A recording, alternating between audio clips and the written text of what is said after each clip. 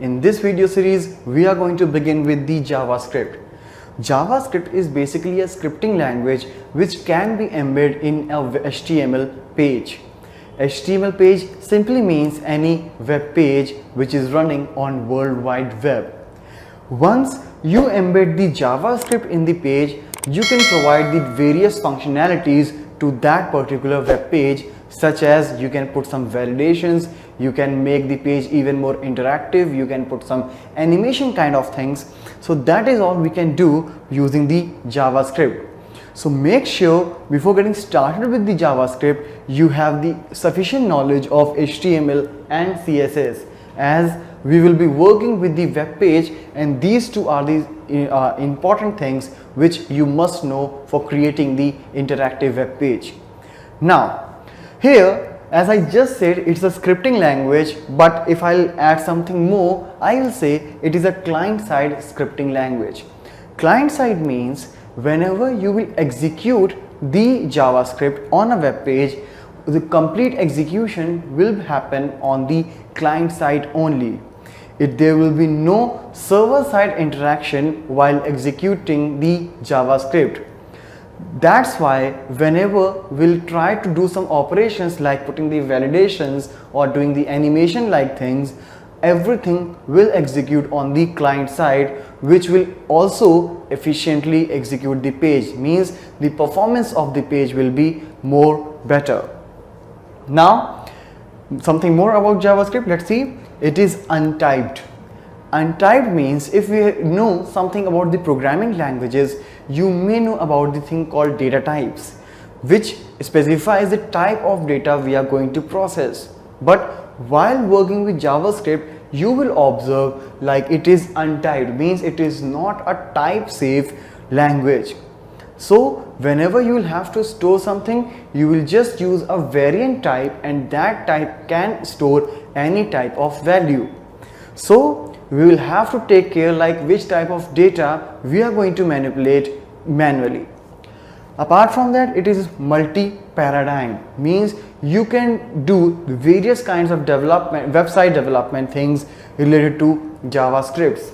Nowadays, JavaScript is also a backbone of so many different technologies like jQuery, AngularJS, Node.js, and so many JS-like technology you may be hearing nowadays. It is functional, which will make the code even more modular. You can split the particular code in the different functions, and you can call them up on a particular event, as it is also event driven. So using JavaScript in such a way will make it wonderful, and so that we can use it even more creatively.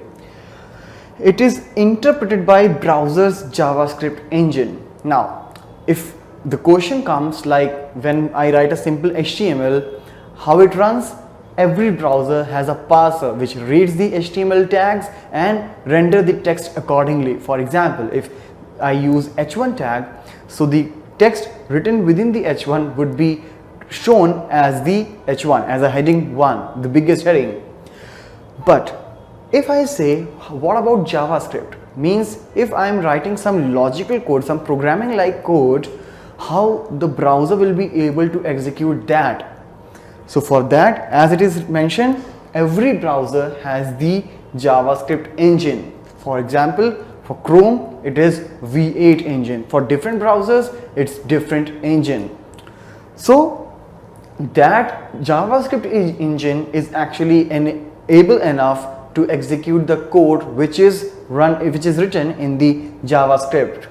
And make sure while doing this, your JavaScript must be enabled for that particular browser. Only then you will be able to see the execution of your JavaScript code. Now let's move on to some more advantages of JavaScript, as it is less server interaction. Alright, means while executing, it will execute mostly on the client side, so it will be a lesser interaction with the server, and that will make the performance better. Alright, because if the code is here only and it is running on the client side, the page will not be posted back to the server again and again, and that will definitely enhance the performance of your web page. Richer interface. As in jQuery, we internally use some of the functions of JavaScript which makes the interface even more better. So you can say like it will give you a richer interface through animations or through some dynamic CSS kind of things, which will make it even more attractive and the client will feel like good while working with the web pages. Increased interactivity, that's what it means. All right, when you will create a rich interface, a more interactive interface, it will be good for the client and it will keep on coming to you. So these are some key features of JavaScript. From our next video onwards, we will start with the implementation of it. In this video of JavaScript, we are going to cover arrays. In computer science, array is basically a data structure which allows us to store multiple values in a single variable.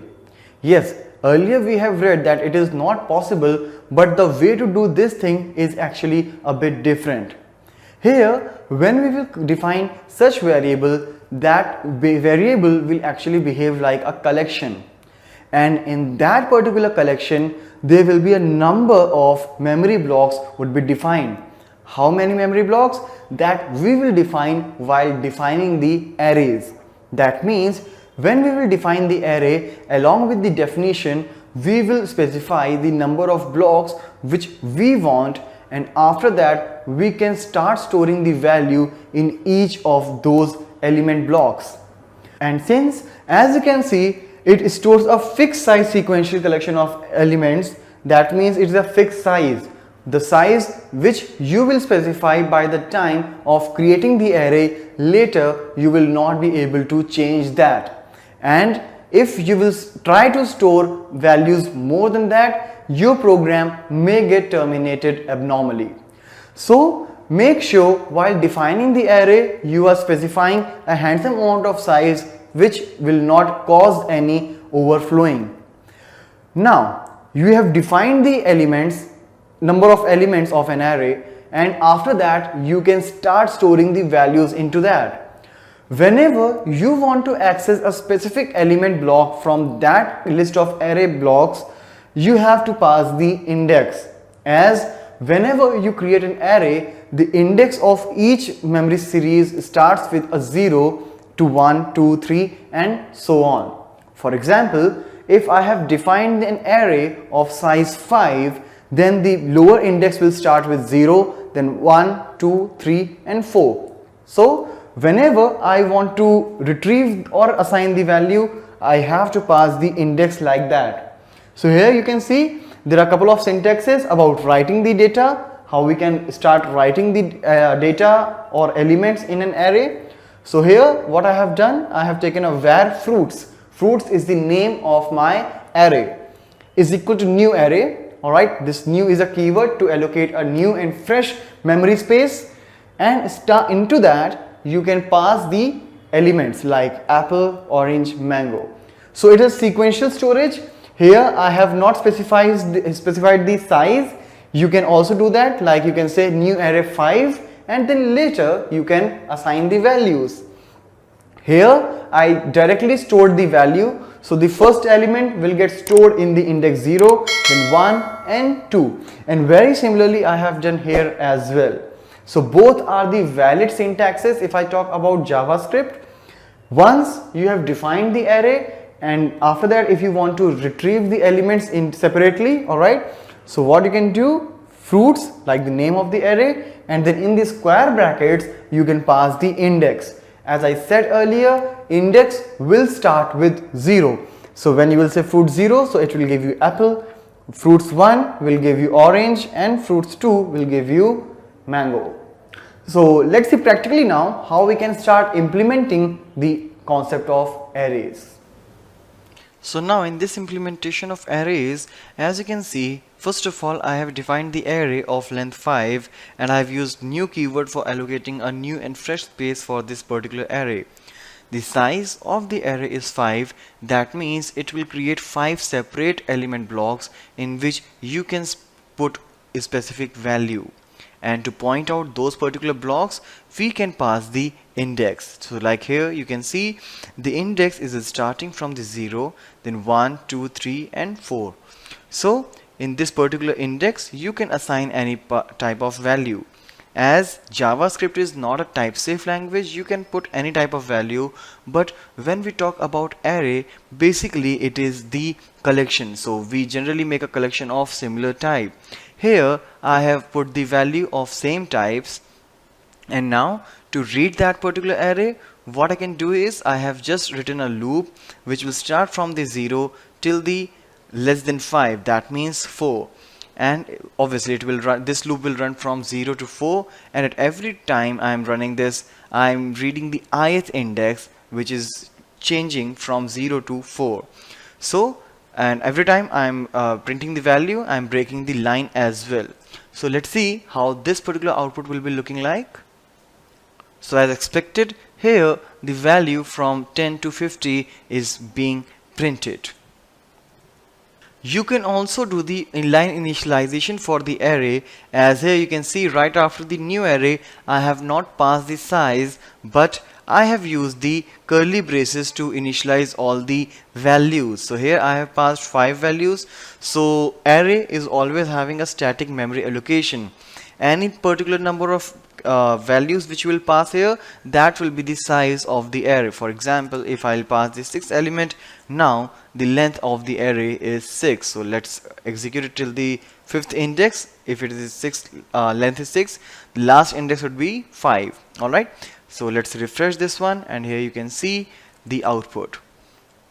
So as we have discussed these particular syntaxes in the description also, like there are various ways of initializing an array, and anytime you want to read, you can simply pass the index after that and you can retrieve the value. When we have a number of elements all together, sorting and searching are the two very important tasks that we need to do. If we have a number of elements stored in an array and I want to sort them in a particular order, that is either ascending or descending order, I can go for the sorting concepts. And here I have written a very simple program of bubble sort, in which I am sorting an array in ascending order of length 6. So here in the very first line you can see I have assigned some values in an array like 7, 2, 8, 1, 3, 4. It's random values I have put inside this, and now I want to sort it out. So before sorting, I have just printed the value right here like this before sort, and if, as you know, it's a 6 number of elements are there, so 0 to 5 this loop is running, and I'll print each and every value out there. Now as soon as I printed, I'll start doing the bubble sort. So for any successful bubble sort, I need to run a loop for n into n minus 1 times. So that is what I have done here. Like here it's n is the length of the array, that is 6. So this loop is running for the 6 times, inner loop is running for the 5 times, so overall it will be running at the 30 times. So that is the maximum number of cycles that we have to execute for a successful bubble sort. So let's see what I have done inside this particular loop. So here you can see like j is started from 0 and obviously it is less than 5. So when the first time this loop would be running, the value of j is 0 and j plus 1 is of course 1. So if the value of the earlier value, if the earlier value is greater than the later value, for example j is 0 and 1, so if ARR 0 is greater than ARR 1, of course in this particular case 7 is greater than 2. So what I want is I'll have to swap these two values so that 2 will come before the 7. Alright, that will not make it a complete sort, but of course the two values would be sorted because it is the ascending order, so any smaller value have to come before the greater value. So that is what I have done inside this. Like these 3 lines are simply swapping the values of the 0th and 1th index. So the index or the value of 1th index will be here in the 0th index, and the 7 which is at 0th index will come to the 1st index. So similarly this loop will go for this 5 times, means 0 to 4 index would be covered, And of course, as you can see here in the logic, I am putting j plus 1. So the last index is 5. When j is 4, so what it will be saying, if ARR 4 is greater than ARR 5, that means these two values will be compared, and if required the swapping will take place, but only in one cycle. The complete sorting will not be done. So to iterate this particular concept again and again, I have placed it inside this another loop, and it will make it show like in 30 cycles this loop will be sorted completely, and after that I have printed the loop again in the very same way I have done it earlier. So let's execute, and here you can see the output. Like initially it was like 7 2 8 1 3 4, and later it's 1 2 3 4 7 8. Alright, if you want to sort it to the descending order, you can simply replace the greater than symbol to the less than. Now the swapping will be done when the smaller value is before the larger value. So now you can see this whole array is being converted into the descending order sorted. In this video of JavaScript, we will begin with the variables. As in the programming and even in the scripting of JavaScript, variables are something which can store a single value at a time temporarily. Temporarily means the value can be changed later during the execution if required. As earlier we have already discussed in the features of JavaScript, like it is not a type safe language, so whenever you will be defining any variable, it will not be having any specific data type. So we will use a var, that is variant keyword, whenever we will go for any variable declaration, and after that we can assign any type of value. But since we want to be logical, we will not try to do so and will stick to a single data type of value. Now whenever you will start working with the variables, they would be having two scopes, either local or global, but practically we will do that as soon as we will start working with the functions. So if any variable is defined inside a function, that is a local variable, and if you define any variable out of the functions, it will be a global variable, means it can be accessed inside any functions you are making. But initially it is nothing like that, because we are not going to implement any functions. So let's see practically how can we start working with the variables in JavaScript. So now in order to declare the variable, here we will use the var keyword, and after that you will name the identifier. So like here, if I want to store some name, I will name the variable, that is the name, and then if you want you can assign the value right here, or you can do it later. So if I want to assign the value, what I'll do, I'll put a double quotes, since here I want to store the string type of data. As we already discussed that JavaScript is not a type safe language, it is loosely typed language, so you don't have to specify a specific data type right here. Just by specifying the var keyword, you can define a variable, and after that you can assign any type of value into it. Let's say here I assign a value. Similarly, if I want to assign some other things like age, which is a numeric value, I can do that as well. And similarly, you can assign any type of value like the same. For example, if you want to assign some decimal numbers also, you can do that in the very same way, like this. And similarly, whenever you want to print the data, you will use the same method, that is document.write, which we have already used, either document.write or document.writeln. So make sure that whenever you are printing the value of an identifier, you will not put them in the quotation, and you will keep them like this. But if you want to put anything before that, you can simply put it in double quotes like name, and then a concatenation symbol, that is the plus. So let's save this one and see the output in the browser. So as here you can see, similarly if I want to do some more things, I can do that in a very simple way.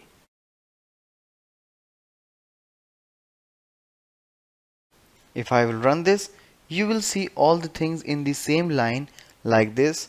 But if you want to break the line, as we know, we use the BR in the HTML. So I will simply concatenate that right after each message like this.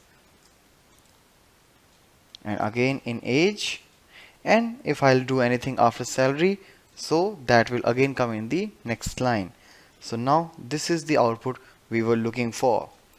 So similarly like this, you can start creating the variables and can assign the values as per your requirement.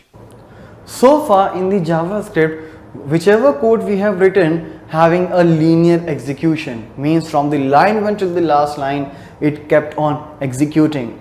But if I want to execute few things on a particular condition only, I can go for the conditional statements, as these condition statements will first compare the conditions using the variables and the operators which we have already covered, and if the condition is satisfied, then it will do the particular task. So here in JavaScript we have a couple of condition statements such as the if else and switch, where if else will be used by in JavaScript code like if, after then we can specify a condition, and if the condition is not satisfied we can pass the else statement. And secondly, we have a switch statement which will be doing a short circuiting like thing, means a direct execution as soon as the condition is matched.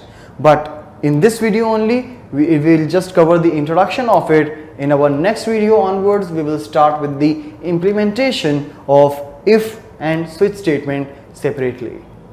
In this video of JavaScript we are going to begin a very important concept called functions.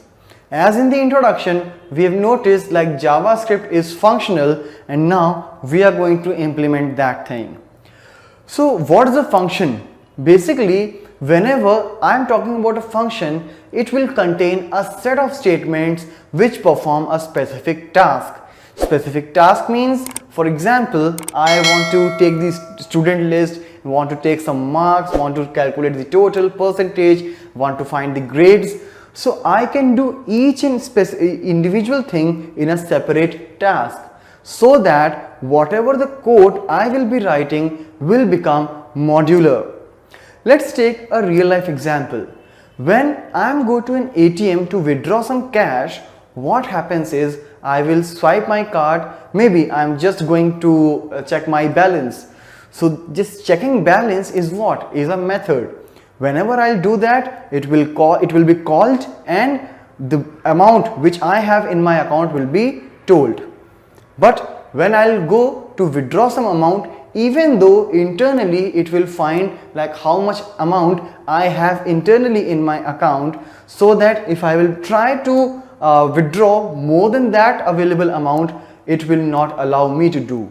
Alright, so that is what happens with the functions also.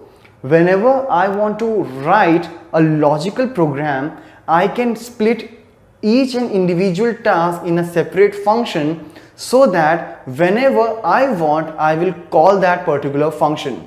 Alright, if you have just defined the function and you are not calling it, it will not be executed. So make sure whenever you are writing a function, you will have to call it whenever you want to make it executed. Now, once you have written the function, you may call it once, you may call it twice, and or any time you want. In short, I can say it provides you reusability. It also makes your code modular. Modular means your code is now clear and individual function, and each function is doing a separate task. So you can easily split your overall functionality in the small modules. Now, let's again take the example of ATM.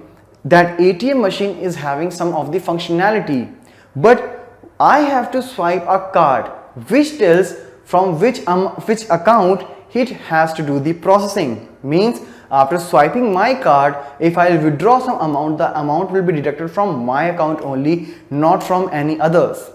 So even if I have a predefined functionality, I may come across a situation like I want to pass some value so that the functionality will be happening in that given value only. So whenever I want to pass a value, I can pass it through the parameters. So while defining the function, you will notice when I'll define that, I can pass some functions and parameters as well, so that whenever I want to supply some value from the calling environment means when I'm invoking that. So if I want to pass some specific value, I can do that. For example, if I am defining a function which is adding two number 2 plus 4, so it will always give me 6. Alright, but if I allow parameters should be there in the function, so what can I do? Every time when I call that function, I can pass a different value. So in this particular case, my function will be more effective and will be able to give me a better result. Now, if it's about the result, you may just print it and it will be end it all. But if you want to return that particular value to some other function, you can do that as well using the return keyword. So let's see practically how can we start writing a basic function in JavaScript, and then we'll see how can we pass the parameters, and then we will see how can we return the value from the parameter. Now in this implementation of functions, I have placed the script tag inside the head section. As you can see, so far I was putting the script tag in the body because anytime when this page would be loaded, the code inside the script tag will get executed. But rather than executing the code now, I will execute that in a particular event. So I'd be treating the JavaScript code as a resource which will be utilized whenever we require. So here there's a script tag with its function with I have used a keyword called function, and the name is say hello. So make sure whenever you are invoking this particular function, you will have to pass this say hello, or whatever name you are passing to the function, you'll have to pass the name in the very same case. Inside this you can do any logical task which you want. Now here I just printed a message using document.write, or you can go for the alert as well. Hello there, a very simple message. Now let's come to the body, and you see without using the script tag I can call this particular function. How? There's a button which I have for which I have used the input tag of HTML. Type is equal to button, value is equal to say hello, on click. This is nothing but the event on which I am invoking the function. In this particular example, I will only take care of the on click event. In our next video we will cover some more events that can be used for calling the various functions of JavaScript. Now let's execute this particular program, and here you can see as soon as I will click over this button, you will get the message hello there. Let's refresh it, again click, again I got the same message. So this is how you can write a very basic function and can start invoking it. But whenever I will click on this particular button, I will get the very same output. Now if I want, like rather than passing hello there, I want to pass a particular name. So I should be able enough to pass some value in this function execution, so that every time I am calling this function I can pass various values, and using those various values I will be getting the different values in the output. So for that I will use the parameters. So now I have made a minor changes in this program, and in the say hello function I have passed two parameters with the name and age.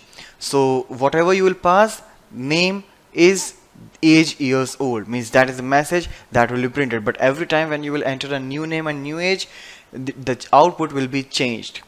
So in the UI, that is in the body section, I have created a couple of text boxes with the name T1 and T2 respectively. The first text box is to take the name, the placeholder is there, enter name, and for the T2 it's enter age.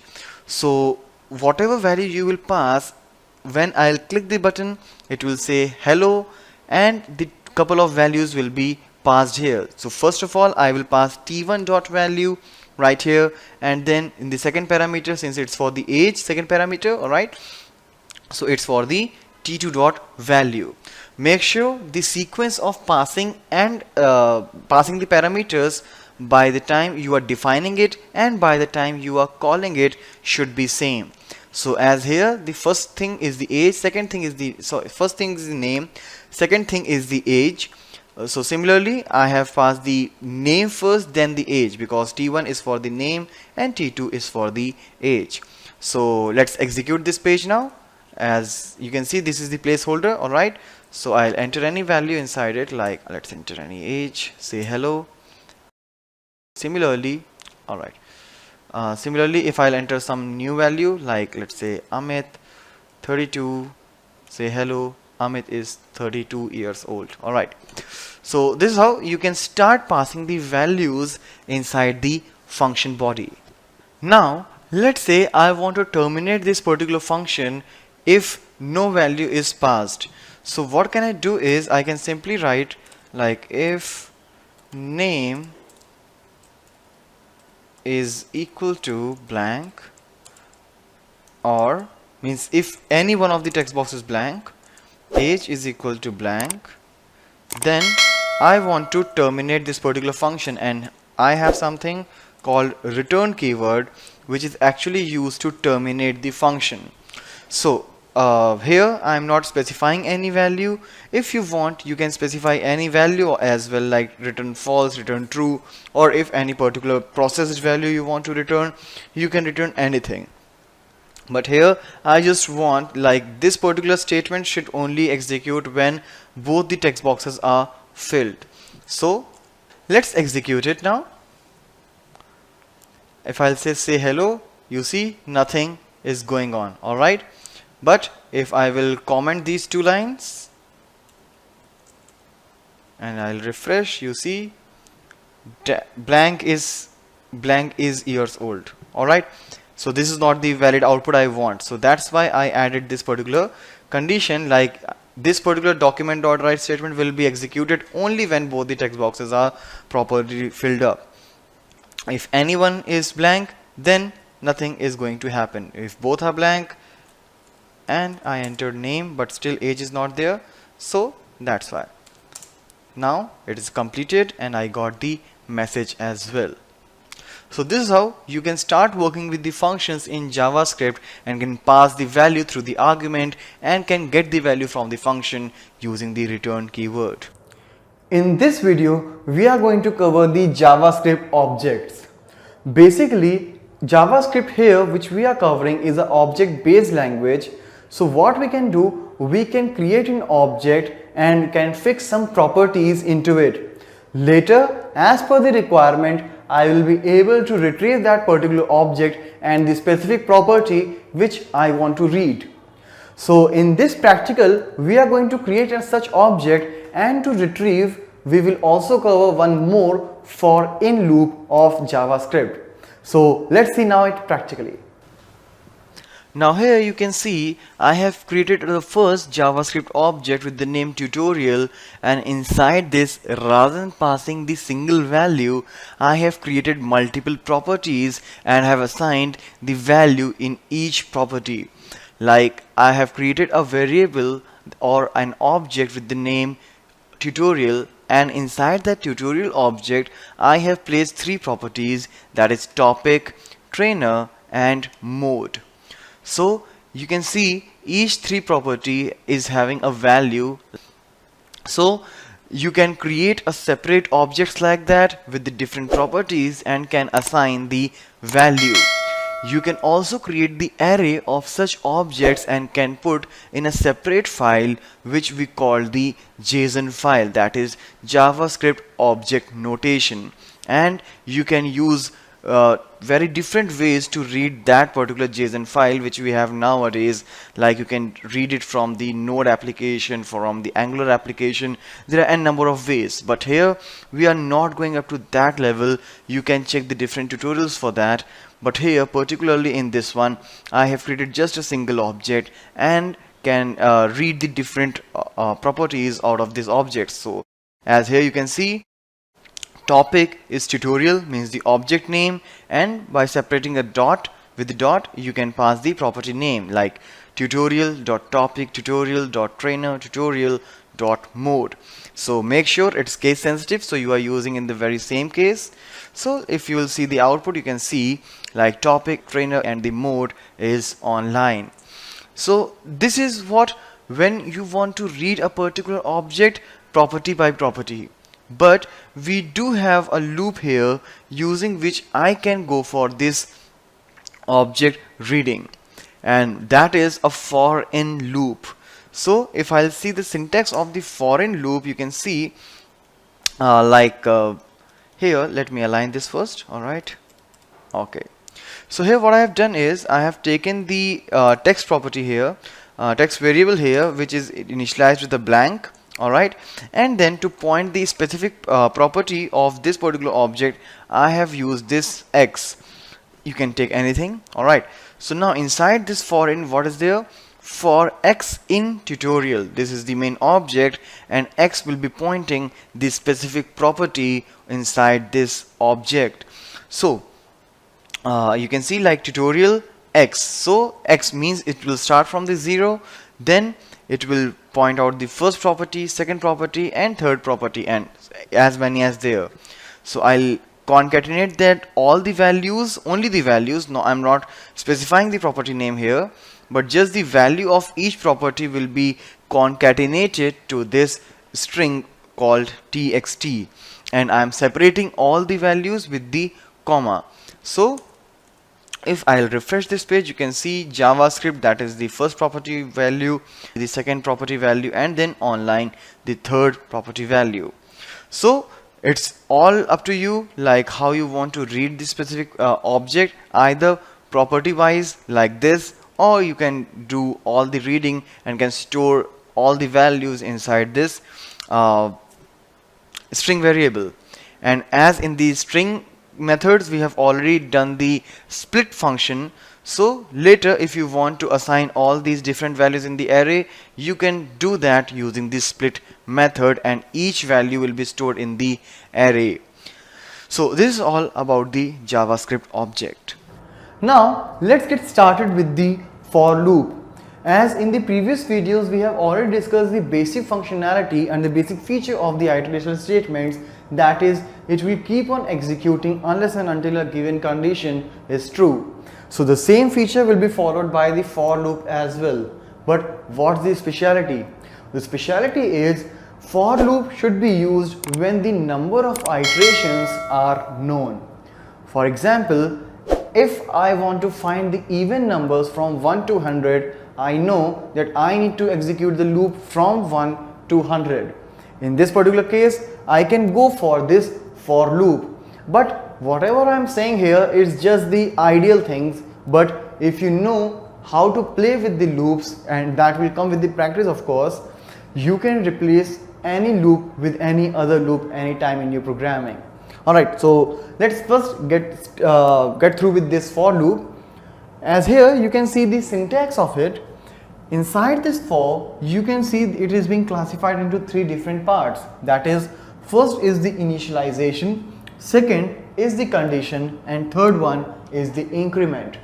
So whenever you will begin this particular loop, as I said, the number of iterations should be known. So here I will initialize the value. Let's say I will initialize the variable I with 1.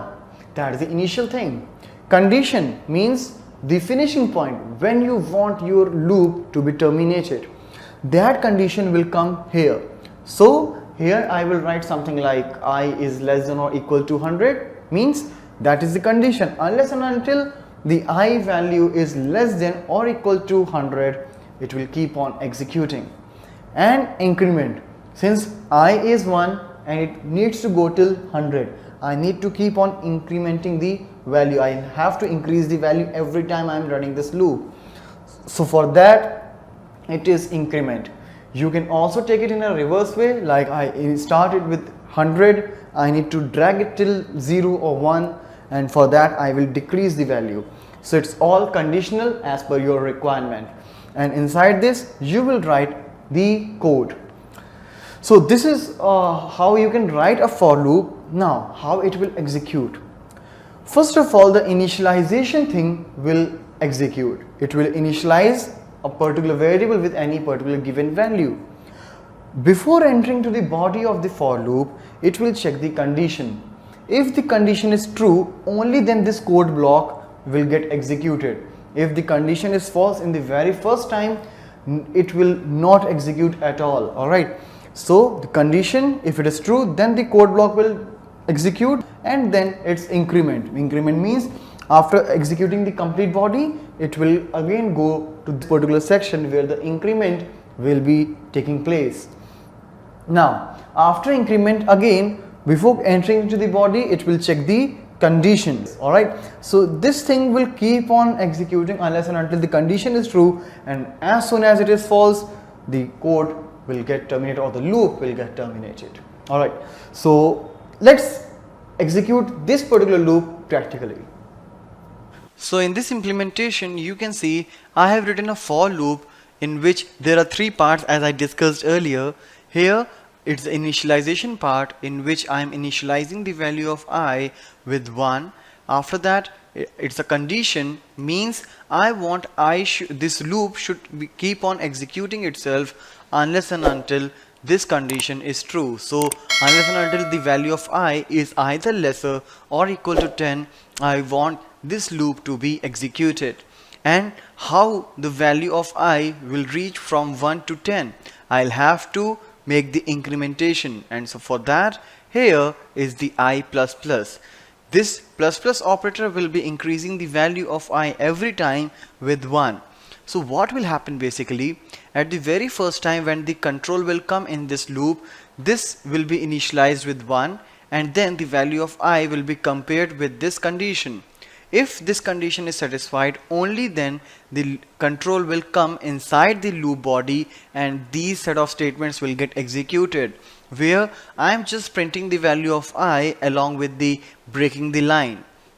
Once all the statement of this loop body will execute, then the control will go to the increment part, and it will increase the value of I with 1, means the 1 will become 2, and again before entering the loop we will check the condition, and this process will keep on going unless and until there is a condition satisfaction. As soon as the condition will be false, this loop will get terminated. So let's see the output of this program. As here you can see, I is equal to 1 to 2, 3, 4, 5, 6, 7, 8, 9 and 10. So as I said in the description as well, like we will use this for loop when we know like the condition, the number of executions are known. So here I am starting it from 1, I am taking it till 10. So it's obviously sure like I want this loop to execute from 1 to 10.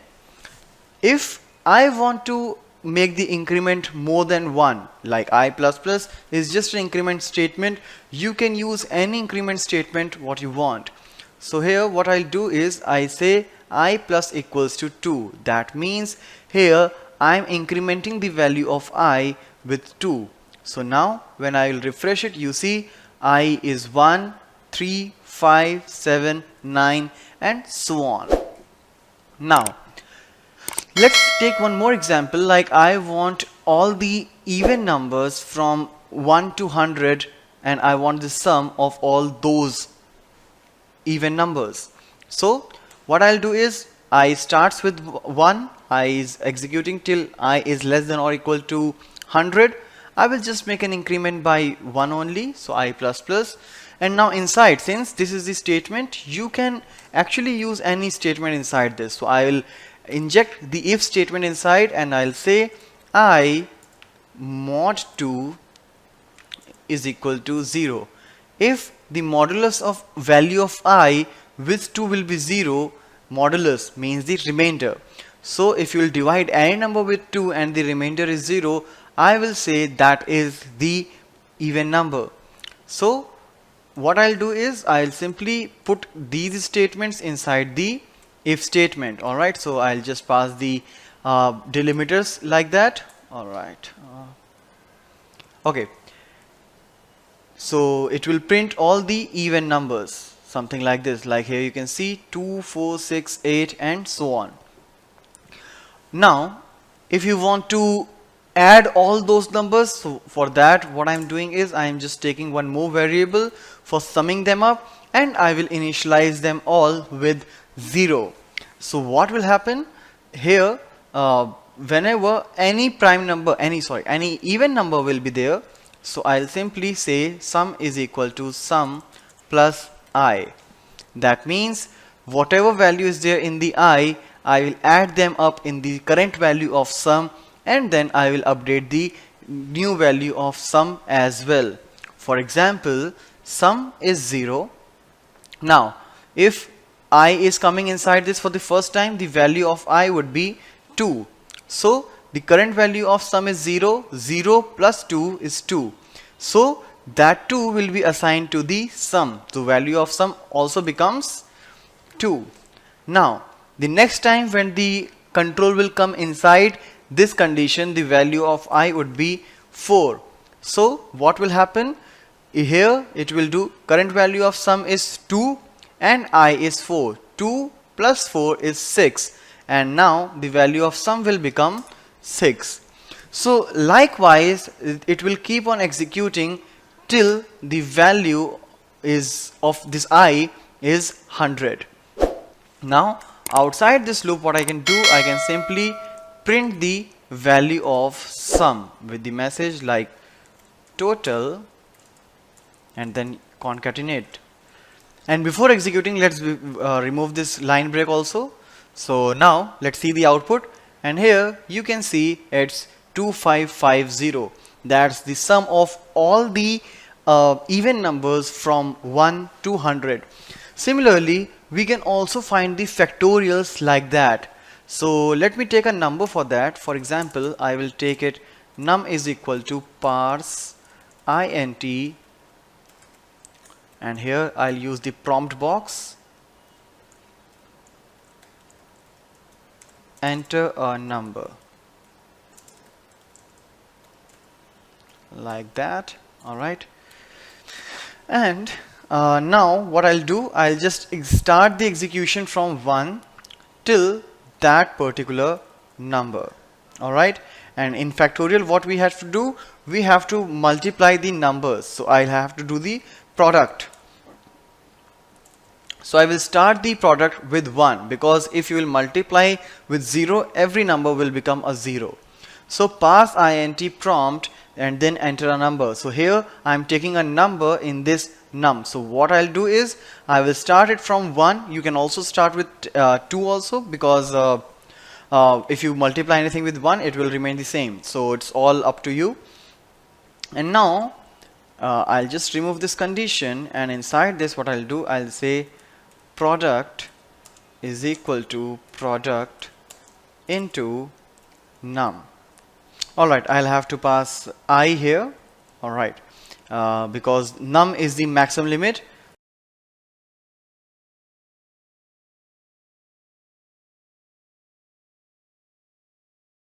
So let's execute this, and here now you will get the correct answer. Like I entered 5 and it is coming 5 into 5 is 120. The factorial of 5 is 120. Like what it is doing, 5 into 4 into 3 into 2 into 1. Similarly, if you will do it for 6, it's 720.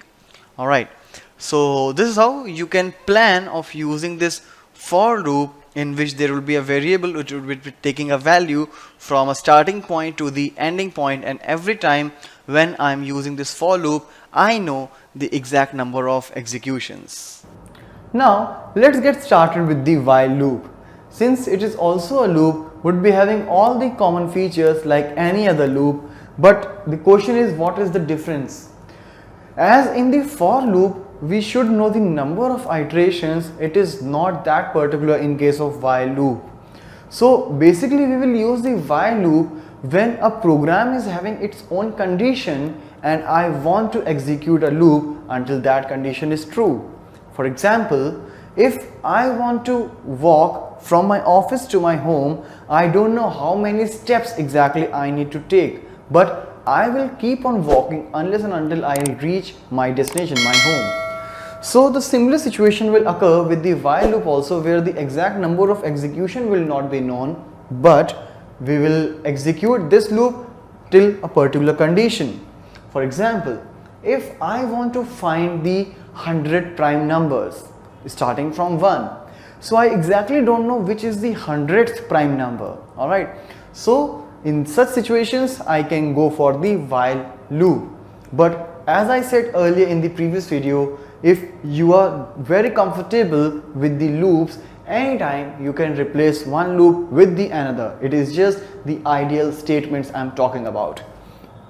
So here's the syntax, like a while keyword right after a condition which must be returning a boolean, and then a conditional code. So this is how a very simple syntax. Alright, you can write this code and how it will execute. Let's see that. So first of all, the condition will be checked. If it is true, code block, and so it will keep on executing. As soon as the condition is false, the loop will get terminated. But it is something more than that. Let's see practically and do that. Here in the implementation of while loop, I have written a program in which I am counting the digits of a number. So for the number, I am taking the user input using the prompt box, and whatever will come, I'll convert it to the integer using this parse int method.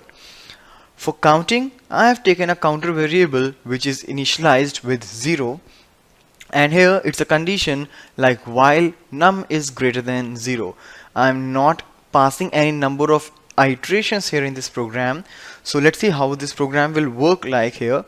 So let's say in the user input I entered a 4-digit number like 5432, and obviously the counter is initialized with a 0. Now when this condition will be checked, like 5432 is greater than 0, obviously it is greater than 0, so it will come inside, the control will come inside, and what it will do, it will divide the number with 10. So when you will divide the 5432 with 10, it will become 543.2. Alright, let's pass a comment. Alright, now so 543.2, and actually I don't want to take this decimal number. That's why what I have done, I have used the math.trunc method, which will truncate the number to the lower digit to the 0th decimal places. So it will become 543, and now the increment will be done in the counter. It will become 1 from 0. Now this loop will run again. So 543 is the current value of num, which is still greater than 0. Again it will come inside and will divide with 0, will truncate the decimal part, and then it will become 54. It will become 2. Next time when this condition will be checked, this is still greater than 0, control will come inside, and it will become 5.4, which will truncate it by 5, and the counter is again working fine. Now the next time it will do this particular thing, 5 is divided by 10, so it will become 0.5, and again when it will be truncated, it will become a 0, and the counter will be incremented by 1, and it will become 4. Now when this condition will be checked, so num is having 0 now, so 0 is not greater than 0, so this loop will be terminated, and outside I am printing the value like digits is the value of count, and count is having 4 in this situation. Alright, so let's execute this program and see how the output is looking like. So here let's say I am entering 6-digit number. Alright, so when I will execute it, it's showing 6. Alright, if I enter 4-digit number, it's saying 4. So this is all about the while loop. So as I said in the description also, we don't know how many times a loop is going to execute. This is a loop, and as per the requirement, it is changing the number of cycles. If I'm entering a 6-digit number, the same loop is running for 6 times. If I'll enter a 2-digit number or 1-digit number, it will execute it to that number of time. So this is all about the syntax and the concept of while loop. Now let's begin with the do while loop. Do while loop is actually having something different than any other loop we have learned. Do while loop basically checks the condition after the loop execution. That means at least the loop will get executed once, and after the one execution it will check the condition. If it is true, it will execute it again, otherwise it will get terminated. So as you can see here, it's do conditional code, and after the conditional code in the while you can add the condition, alright, and that must be terminated with the semicolon also, alright, that is mandatory. So here is the code block and then a condition. If false, it will get terminated. If true, it will keep on executing. So as it is written, do while loop is guaranteed to execute at least one time, alright. So because the reason is the condition is being checked after first execution. Basically you can plan working with the do while loop whenever you want to execute the loop on the basis of user interaction. For example, if you are taking some user input, suppose I am writing a ATM code, a user at least have to enter the pin number once. If it enters correct, I don't have to ask again, but if it is entering the incorrect pin number, I will have to ask again, but at least the loop should be executing once. So such loops can be planned using the do while loop. And now let's see practically how can we write a basic code using do while. So here it's an implementation of a do while loop. As I said earlier, like do while loop will be used when we want to execute a loop as per the user's interaction.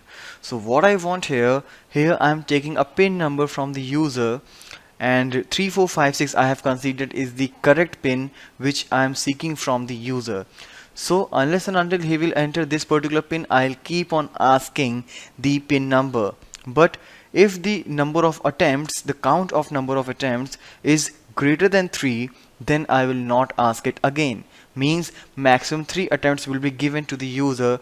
If in either of those 3 attempts user entered the correct pin, I will stop asking him and I will welcome him with the welcome message. If all the 3 attempts he has entered is invalid, then I'll give a message account logged.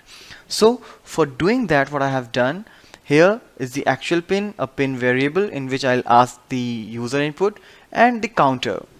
Now inside this do, as here you can see the syntax, after do it's the delimiters. Inside this you can put all the logical code in which I'm asking for the pin number, and every time I'm asking, I'm incrementing the counter by 1. Now here you can see, unless and until the pin is not same and the counter is less than 3, means the first time it is 0, then when the first time this loop will execute, the counter will become 1, then 2 and 3. So by the third implementation, here you can see this condition will be false, and here as you can see it's an AND operator. If any one of the condition is false, then this loop will be terminated. So let's see how this output will look like here. So like here I'm saying enter your pin, let's enter 1 2 3 4, 1 2 3 4, and last time also 1 2 3 4. All the 3 attempts I entered invalid, so I got a message account logged. If I will enter the correct in the third attempt, like let's say 3 4 5 6, it will give a message welcome user, and if in the first attempt only I give the message, it will say welcome user, it will not ask again.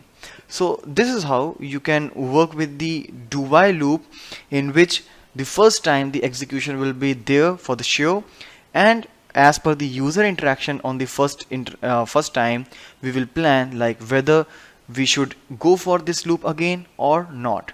So this is the very basic implementation of do while loop. In this video of JavaScript, we are going to deal with the events.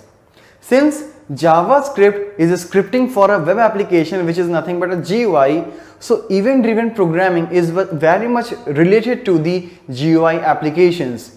And now by working with the events, we are actually going to perform that event driven methodology.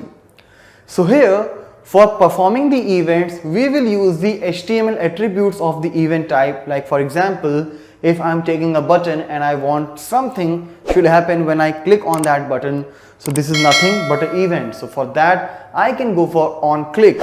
Similarly, if I want something should happen whenever my page gets loaded, So in the body tag, I can pass on load attribute. So on load is nothing but again an event. Similarly, different elements of your DOM may have the different set of events, and you can call the specific methods which we have already done on a particular event, so that that event will be more logical. So let's start implementing the method calls with the events now. So now in this example we'll cover the couple of more events like mouse over and mouse out. So basically what I have done is, in the body I have taken the image tag, in which I have actually not specified any particular image, and I have also not specified the size of this img tag. That means I am taking the actual size of the image here. If you want, you can take the size as per your requirement. But apart from that, if I talk about the events, in the body I have called a method called onLoad. Means this particular event will be fired as soon as the page will be loaded on a particular browser. But at that particular time, a particular image will be set to this img tag on the load event. So as you can see here, like the name of this img tag is img1, so I'm accessing that particular image from this load method, like document.images img1, and src means I am setting the source for this particular img tag img1, which is there in the body. There may be a number of img tags in the body, so I am specifying the specific one. Now here I have a couple of images like logo green and logo red. So on the load, I want this logo green to be there in the image, but as soon as I will put the mouse over that image, so as you can see here on mouse over, I have called a method called mouse over, and there I am setting the logo red.png. That means that particular image will be swapped and the new image will be there as soon as you will be putting the mouse over the image. But when you will move the mouse out of the image, this mouse out event will be called, and it will again set the logo green in that image. So let's see how the output is looking like. So this is what the logo green is here. When I'll put the mouse over it, you can see this is the logo red, and now if I'll put the mouse out of this image, again this is logo green. So you can see the effect of the event like mouse out and mouse over. So this is how you can try some more events. In the tutorial you will find the couple of a list of events, so you can try any of the event on a particular control or the tag, and you can do the relevant operation on that event. In this video of JavaScript, we are going to start the iteration statements, normally called as loops. In the basic programming, it is a very obvious situation, like we come across a thing where we need to execute some set of statements continuously multiple times, probably with the different values. For example, if I want to find the even numbers from 1 to 100, what I need to do is I will have to write the code for checking the even or odd again and again. But rather than writing the same code again and again, I can put this particular code inside a loop which will provide various values, means different values from 1 to 100 continuously. And inside the loop, we will check the condition. If the number is even, we will print that. So such things can be done by the iteration statements, as this is a statement which allows the execution of a particular set of block code multiple times or several times. Whenever you will write a loop, you will have to pass a condition, so that until and unless that particular condition is true, the loop will keep on executing, and as soon as it is false, the loop will get terminated. For example, as I said, I want to find all the even numbers from 1 to 100. So it is a condition like the number or the value of I of whichever variable I am using, that should be less than or equal to 100. As soon as the value will exceed from the 100, the loop must get terminated. So This is what it's written here, keeps on executing until a given condition is true. So whenever you will start writing these control statements, whether it is the conditional statements or iterational statements, logically as per your requirement, you can make them nested to any level. Here is the basic idea how the iteration statements or loop get executed. So here, this is the control flow. There must be a condition. If the condition is true, then we will execute the conditional code and the control will again come to this condition. So unless and until this condition is returning true, this loop will keep on executing. As soon as the condition is false, it will get terminated.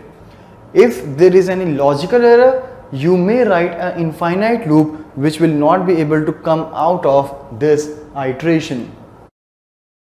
Logically, you can classify the loops in three different types, that is for, while and do while, which we will be discussing in our later videos practically as well. But all these loops would be having the similar thing which we discussed right now, that it will allow this set of statements to get executed iteratively multiple times. So in our next video onwards, we'll start with the implementation of them. Now we are going to cover few more keywords and statements which may control the execution of a loop. So far we have covered the for, while and do while loop, and in all these three loops we have seen like there is a condition, and as soon as the condition is false, we terminate the loop. But if apart from that you want to do some manipulations in the execution of a loop, you can go for the loop control statements such as break and continue.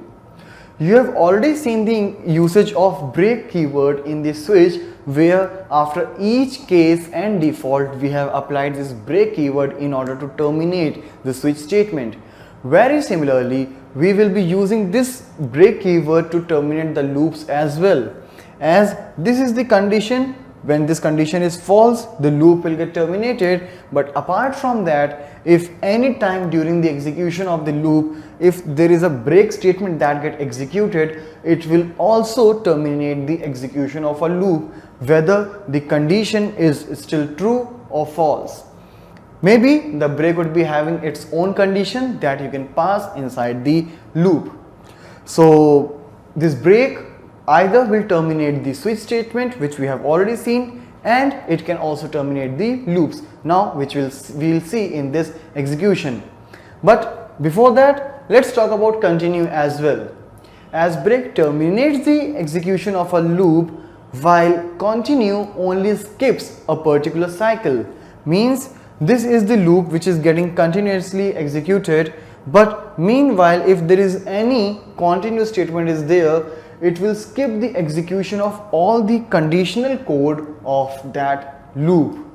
So let's see practically how can we implement the break and continue statements. So in this program I have written a for loop which is starting from 1 and will run till 10. So if I'll execute this particular loop, obviously I'll get the numbers printed from 1 to 10. So let's check it out first. So here in the browser I'll open this particular file and you can see, alright, 1 to 10. Let me do the line break as well along with that. So br along with this. Alright, let's refresh.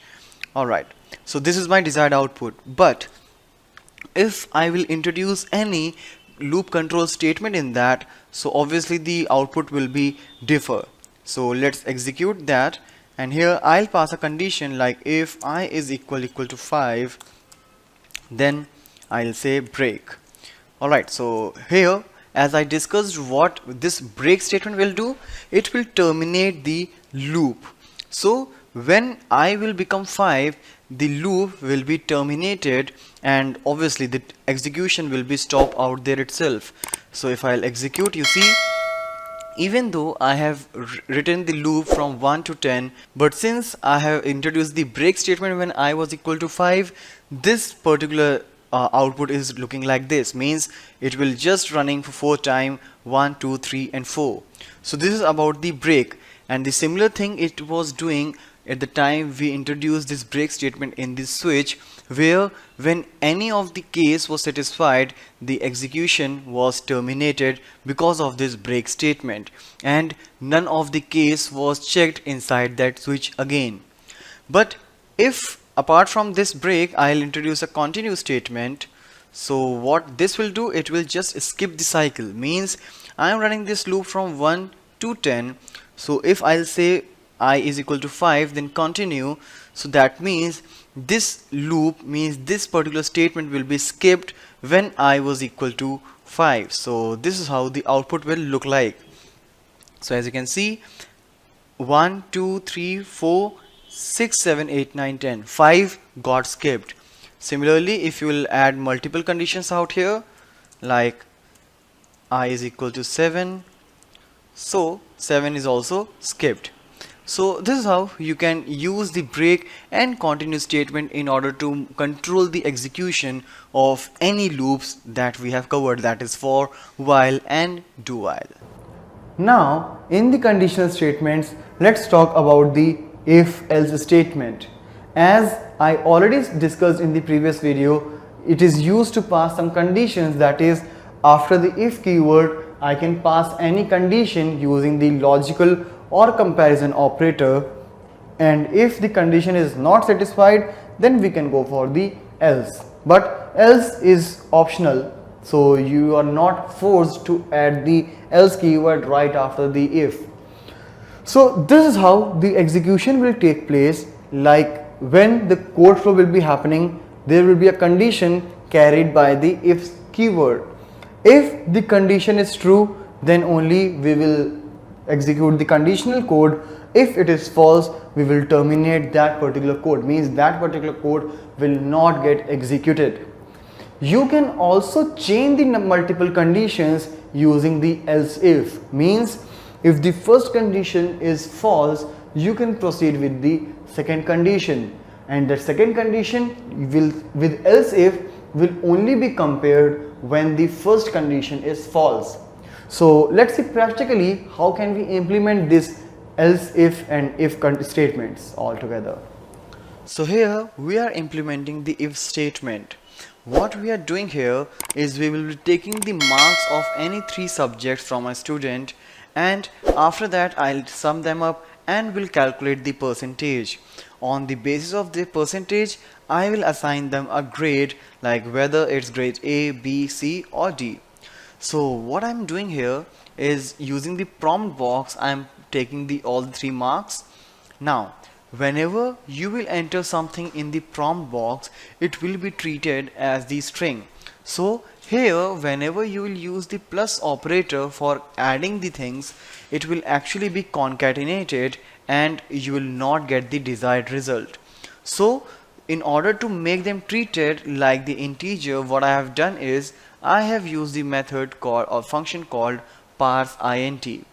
So in this parse int, what it will do, it will convert the type to the integer. So now when I will add this when I will use this plus symbol, it will actually add them rather than concatenating. So once I get the total, I have applied a very simple formula for calculating the percentage, and here I am considering the maximum marks as 50. So whatever the percentage is there, I will print that, and after that on the basis of that percentage I will pass the conditions in order to get the grades. Now here you can see it is if, and right after this it's a parenthesis inside which I will pass a statement which will return a boolean value. So here I am using this comparison operator, and we have already discussed about it, like whenever you will be using the comparison operator, it will return you a boolean. So if this particular condition is true, I will get an alert box with the thing grade A. Now if this condition is incorrect, so it actually depends what you have written after that. For example, if I don't have these line of codes, so if the percentage is not greater than 80, nothing is going to happen. If it is greater than or equal to 80, I will get a message grade A. But it's all depends on the situation and your requirement. like what and how you want to do in a condition. Means if this condition is incorrect and I don't want to do anything in the condition when the condition is incorrect, so I will leave the program like that. But if I want to do something if this condition is incorrect, or if I want to check some more conditions if this condition is false, then I can go for all these things. Like here you can see it is not a if but it is else if. Means this condition will be checked only when the previous condition is false. If this is true, this will never be compared. Similarly, if this condition is returning true, then we will not go to all these statements. This condition will only be checked when this will return a false, and so on. And similarly, when all the conditions are false, only then the control will come in the else part. So this is chaining thing, right? You can see whenever I'm using the else if, that means each and every condition is changed and it will come, the control will come inside them only when the previous conditions are false. So for example, if I have entered something and the percentage is having 85, so 85 is greater than 80, 85 is greater than 60 also, 85 is greater than 40 also. But as I said, if this particular condition is true, the control will never come in these conditions. So doesn't matter whether they will return true or false, nothing is going to happen. So let's save the program and see the output in the browser. So let's refresh this. Here I'll enter the marks. So as I said, like I'm taking the marks out of 50. So I entered 45, 46, 47. They are pretty good marks. So obviously the percentage is good. That is 92. And here I'll get grade A.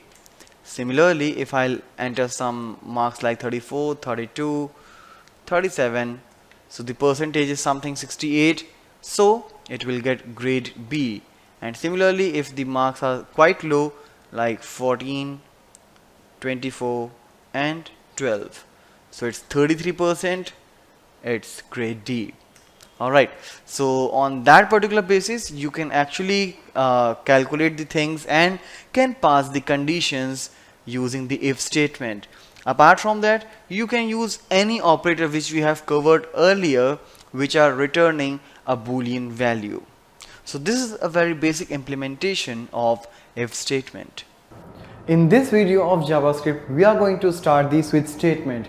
As in the previous video, we noticed if we are passing multiple conditions using if statement, each condition is being checked one by one only if the previous conditions were false. But if I'll talk about the switch statement, here the things are quite different, as initially we will pass any expression or a variable and that will be having that will return a particular type of value, and on the basis of that value type I will add the multiple cases. Whichever is the appropriate case is there in the switch statement, that particular case statement will get executed. As here you can see it is not coming one by one, it will directly come onto that respective case. But if none of the case is satisfying the switch, then the control will come to the default block. So let's see practically how can we start writing this switch statement. So in this particular program, what I'm doing is I'm taking a single character from the user and I'm comparing whether that is a vowel or a consonant. So for doing that, first of all, I'm taking a user input using the prompt box, and we'll make sure like whenever we'll enter something, it will just be a single character, and I'm storing that in a variable called ch.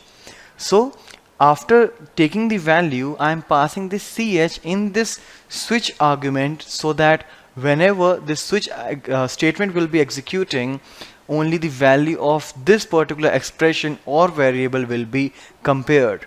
Apart from this switch ch, we can also pass an expression, maybe using any operators, but here I'm just passing the single value, but it must be evaluating a value. So here what you can see is I'm just checking it with the case keyword. So I'm checking whether the value inside the switch is A or E or I or O or U. So whichever value would be there in this switch variable, the ch variable, that particular statement will get printed. For example, if I'll enter O, so O is vowel will be printed. But as I said earlier, whenever this execution will take place, the line by line case checking will not be happening, but the control will directly fall into this particular case which is getting satisfied with the value stored by this variable. So let's execute first and see how this output is running like. So yep, here is the file. So here I'm entering a value, let's say O, and here you can see the message O is vowel. If I'll enter anything apart from A, E, I, O, U, you can see the message special character or consonant. But where does it comes from? It is coming basically from the default. Like in the if statement, when all the conditions are false, at last the else statement gets executed. Similarly, in the switch, when all the cases are false, finally the control will fall in the default statement. As I said, it is not getting executed line by line, so most of the time we put the default in the last, but basically syntactically you can put it in any particular position. So let's execute it again. I'll refresh it and I'll pass U. So again you see U is vowel is printed. So basically what's the reason? If I have placed default before the case U, then if it is executing line by line, then this default statement must be printed. But as I said, like whichever case is particularly getting satisfied with this particular value evaluated from this variable or expression, that case will be printed from here. So that is why we can see the output is still fine even if we have placed the default before the case. If you have multiple cases on which you want to execute the same set of statement, you can shorthandly write the switch statement like this. As here you can see I have placed all the cases like case A, E, I, O and U all together, and after that here I am giving a common definition, and still I am using this break keyword in order to terminate the particular case.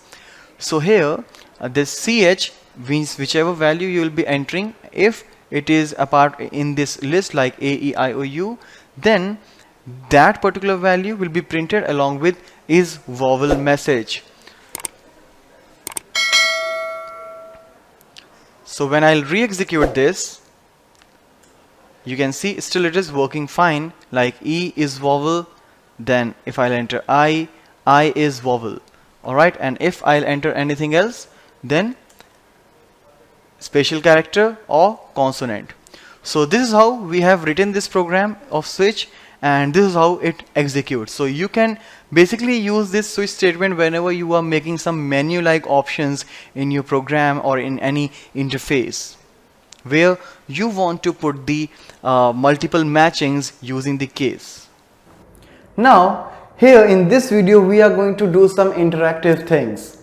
Using some of the methods or timer like concepts, we can actually make some animation like things in your web page, and this will definitely not destroy the performance of the web page, as whatever functionalities we will make, it will all execute on the client side only, so there will not be any post back things happening. So let's see practically how to do some basic level of animations in your web page.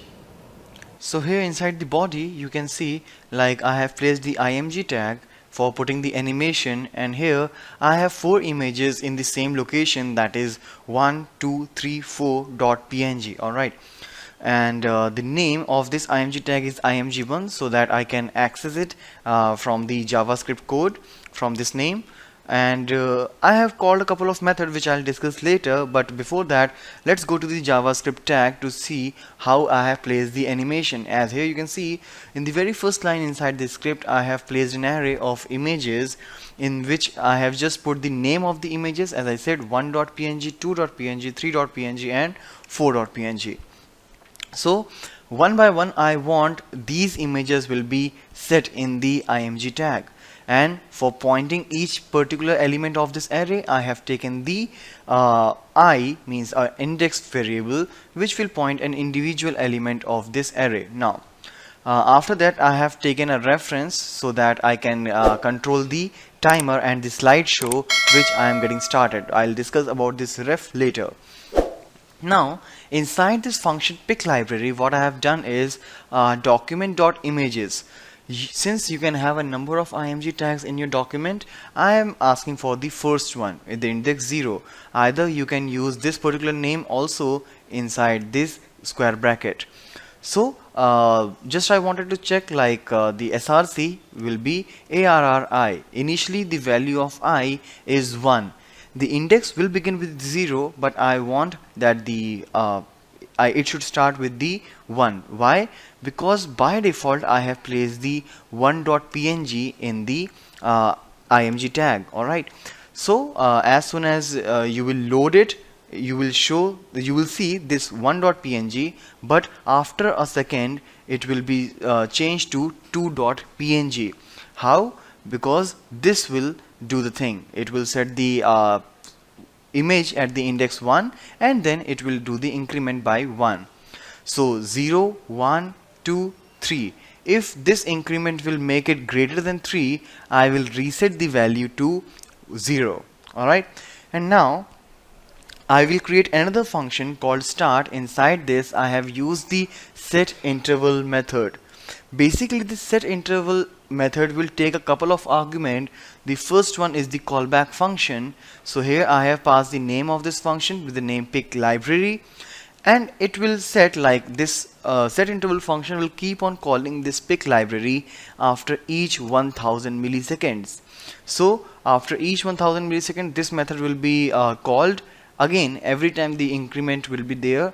That's why I have taken this particular variable I outside the scope, outside the function as a global variable. Alright, now it will start the things, and now to stop and one more thing, by the time I was setting the interval I assigned the reference of this interval to the variable called ref, which I have defined already. Now in this stop, when I want to stop the slideshow of the images, I will just pass that reference itself, because there may be a number of intervals there in the single HTML page. So I need to specify like which particular interval I need to clear. That means when I'll say clear interval ref, it will stop calling this pic library after each 1000 milliseconds, that is 1 second. And when actually I am stopping that, as soon as you will put the mouse over the image, it will stop it. Means you can easily see that particular image, but as soon as you will say mouse out, again that particular interval would be set.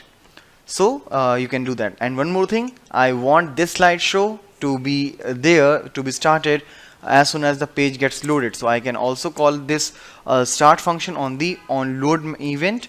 So what I'll do, I'll simply say start. Alright, so now let's come to the browser and see how the output is looking like.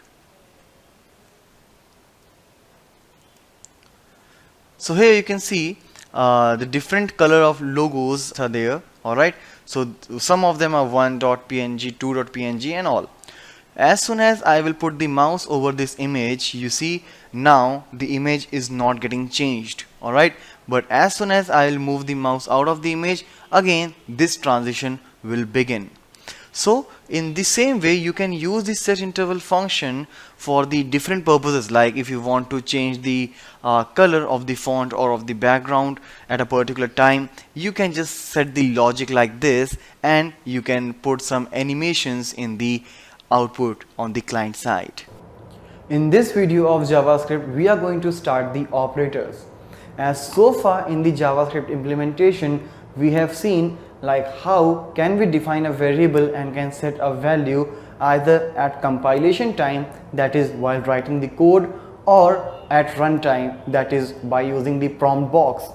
But once the value is assigned, if I want to do some operations such as I want to add a couple of numbers or I want to compare a couple of numbers whether which one is greater or smaller, I can do that all by using the operators. As operator is nothing but a symbol which tells the system that which particular task need to be performed in that particular data on which you are applying the operator. So the operator is the symbol and the things on which the operator would be applied will be called the operand. For example, if there are a couple of variables where a and where b, and we are saying like a plus b, so plus is the operator and a and b are the operands on which the operator is being applied. In JavaScript, we have a vast list of the operators, and using individual operators we can perform the specific tasks. So on the basis of the operands, these operators can be classified as the unary operator, means a single operand operator, binary operator means the operator having two operands, or ternary operator means the operators having three operands. But functionally we can classify into these categories such as the assignment operator. We have already seen the assignment operator, that is the equals to symbol where we have assigned the value to a particular variable, like where a is equal to 2. So this equals to variable or equals to operator will assign the value 2 to the variable a. Apart from that, we do have the arithmetic operator, comparison operator, logical operator, and again ternary operator. So let's have a look about these operators individually. As in arithmetic operators, you can see like plus, minus, multiplication, that is for asterisk, slash, forward slash for division, and a percentage symbol for the modulus. Means if you want to add two numbers, you want to subtract, you want to multiply, you divide two numbers. For example, you say 5 divided by 2. So what will happen? In the quotient it will be 2, in the remainder it will be 1. So the slash will take the quotient part, means the division operator will take the quotient part, while the modular symbol will take the remainder part. So both are related to the division only. One is dealing with the quotient, another one is dealing with the remainder. But rather than this discussing here, let's see all of these things practically. So for getting started with the arithmetic operators, I will take a couple of variables like num1, I'll assign some value such as 40, and num2, in which I will assign again some value like 10. Now, as we have already discussed about the arithmetic operators like plus, minus, multiplication, division, and modulus, so let's do them very quickly. I am not taking any variable, I am just printing the results directly. You can actually take a variable and can assign some value into that if you want to reuse that value further. So what I do here is num1 plus num2, and here I'm just adding these two numbers. Very similarly, I'll do some more tasks like subtracting, multiplying, dividing, and finding the modulus. So before proceeding, let's break the line for each like this, and let's see the output now.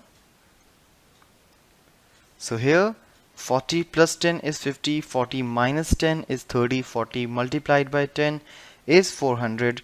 When you will divide 40 with 10, in quotient you will get 4, and in remainder it's 0.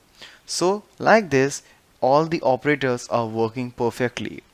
Now let's do it in another ways, like for example, if I say var result is equal to num1 plus num2, so the result will be assigned to the result variable, alright, and you can now print that particular value like this, and it will work like same. But if you want to do some shorthand operation like things, you can do that as well. But for that, let's take some other scenario. Like here, what I'm doing is I'm just incrementing the value of num1 to an extent. For example, num1 is equal to num1 plus 5. What it will do? It will simply add the 5 in the current value of num1, which is 40, and will change the current value, that is the new value, to 45. So now if I will print the value of num1, you will get 45.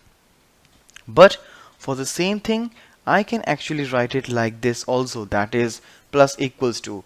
That means the same and will give you exact same output like this. It's again giving you 45. Now let's talk about the operator precedence.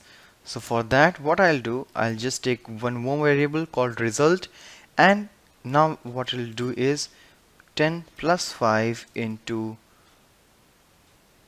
20.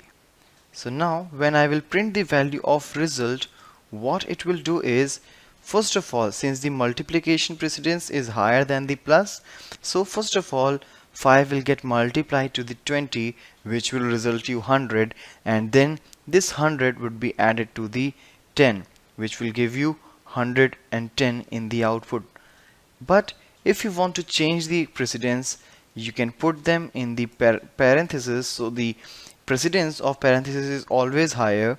So now this 10 plus 5 would be done, that is the 15, and then that 15 would be multiplied to 20, which will give you 300, like this.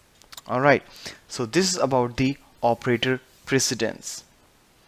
Now let's change the value of the variables of numeric types using the single operators or the unary operators, that is plus plus or minus minus.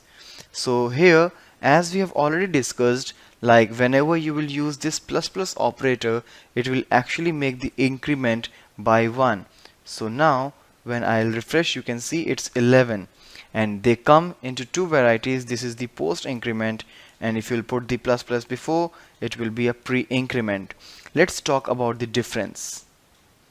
Since here I have used plus plus num, that means it is pre-increment and the increment will be done before the value is getting assigned to the result.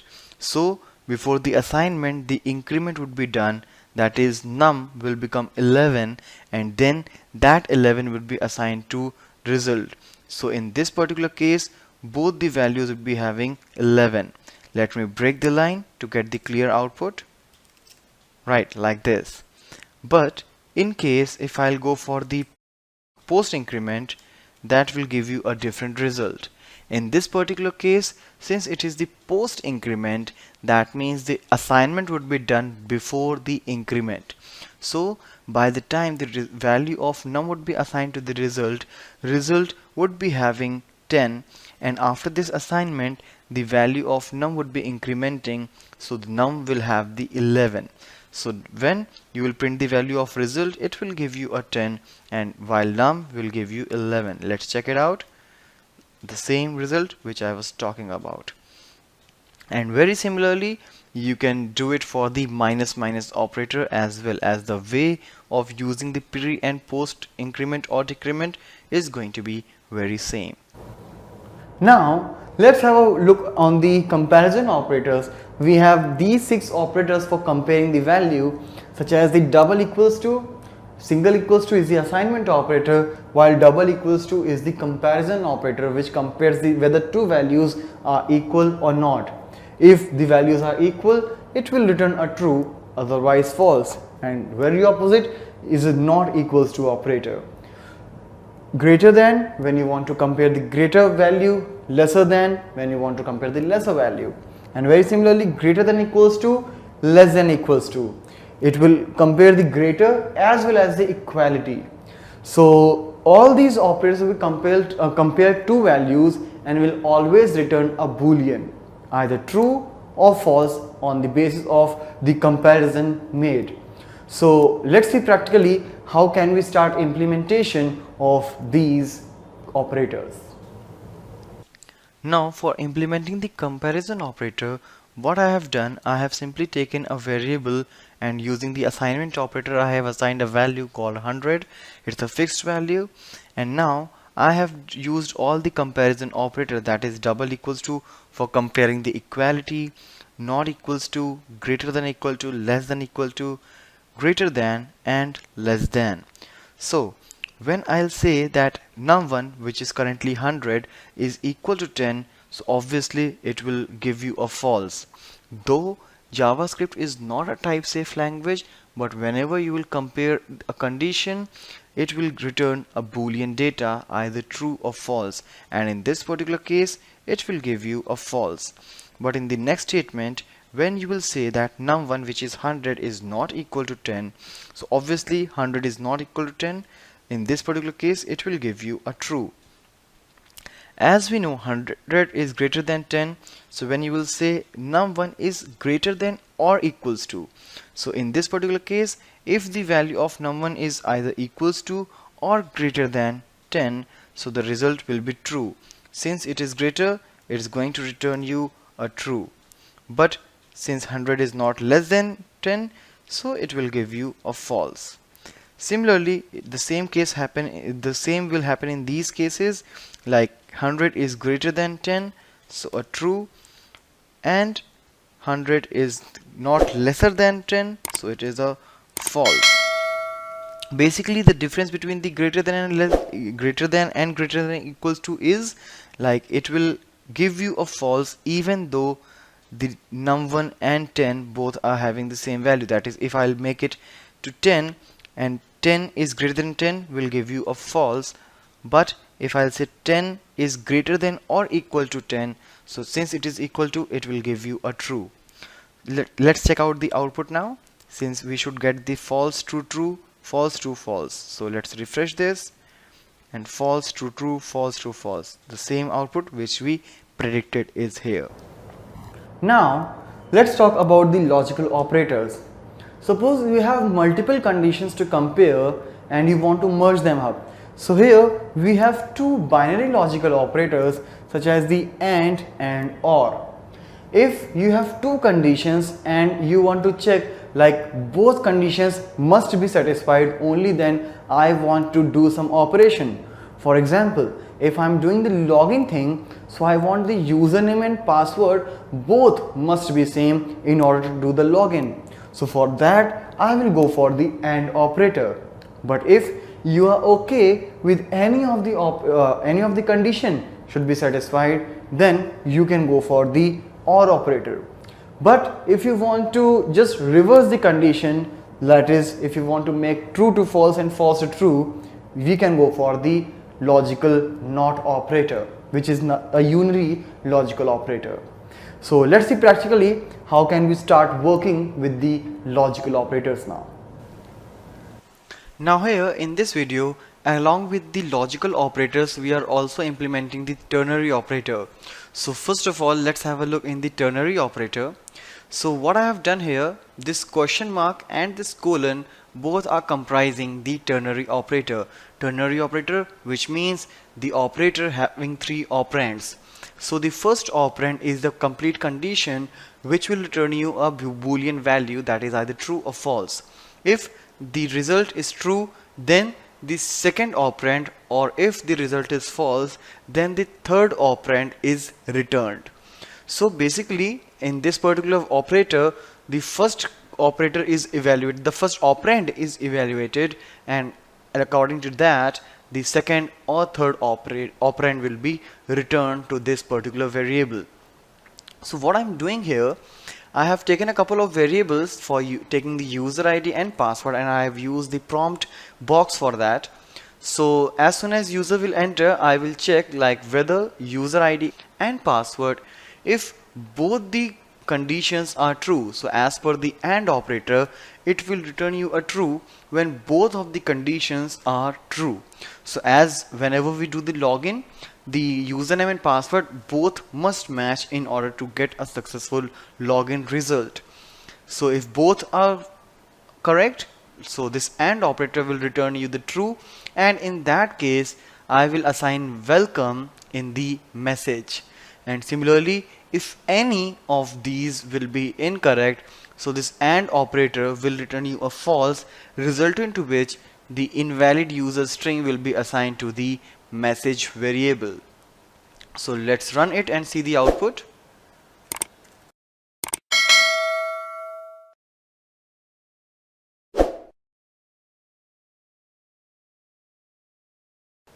So now it's saying welcome. But if I'll enter anything incorrect, as you were saying earlier as well, so it will say invalid user. So that's what I discussed, like when each of the condition is false, then it will return you a false.